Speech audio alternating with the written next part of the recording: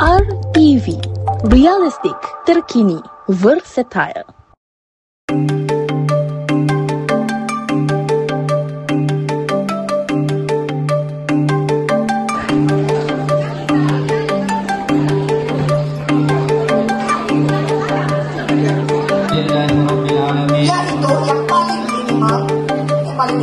Tadi cikgu boleh proceed, maksudnya boleh berubah kepada kemahiran yang lain. So maksudnya di sini anak kita terjaga dari segi tahap pembelajaran. Dia tidak akan ditinggalkan. Dulu karena zaman pemeriksaan, saya cikgu dan kerja di kelas, dia akan saya dari istri aman.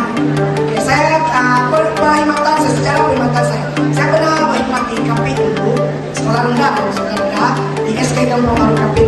Ya kita nanti ini semua sekolah memang top. Namun Sarana Sakit ini adalah yang terbaik.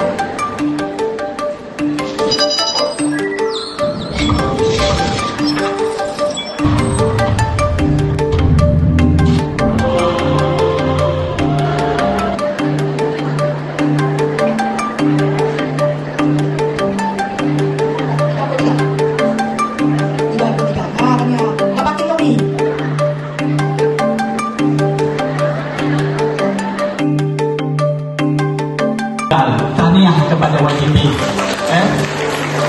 Semasa saya jadi pengetua di sini dulu, beliau memang dah masih tahap. Tahniah kepada semua kerana anda lah ibu bapa yang jadi role model kepada anak tuan. Assalamualaikum, selamat pagi.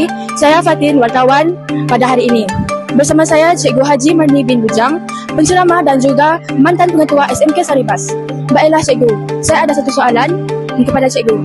Apa pendapat Cikgu tentang peranan PIBG dalam sekolah? Okey, sebenarnya saya sebelum ini YDP PIBG SMK Bahasa Malaysia Sekatok untuk tahun 2023-2024 dan sebenarnya akan berakhir 2025 inilah.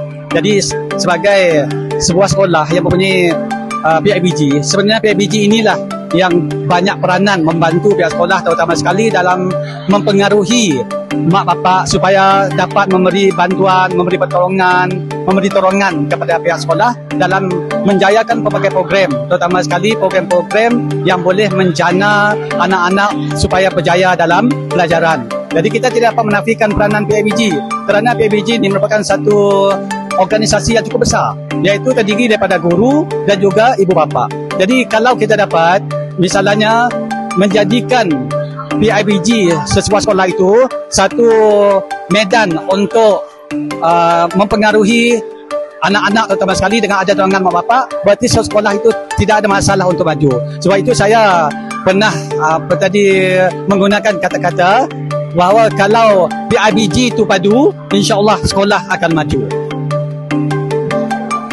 Terima kasih kepada Cikgu kerana sudah memberi pendapat terhadap sekolah. Itu sahaja daripada saya kami, wartawan TVPSS. Terima kasih Cikgu.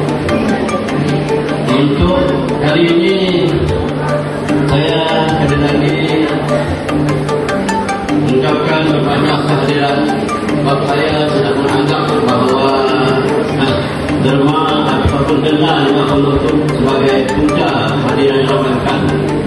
Saya tidak menganggap itu, saya menganggap merupakan komitmen dari masa ke masa bahawa kesedaran mak bapak terhadap jemputan dengan sekolah untuk sama-sama mendengar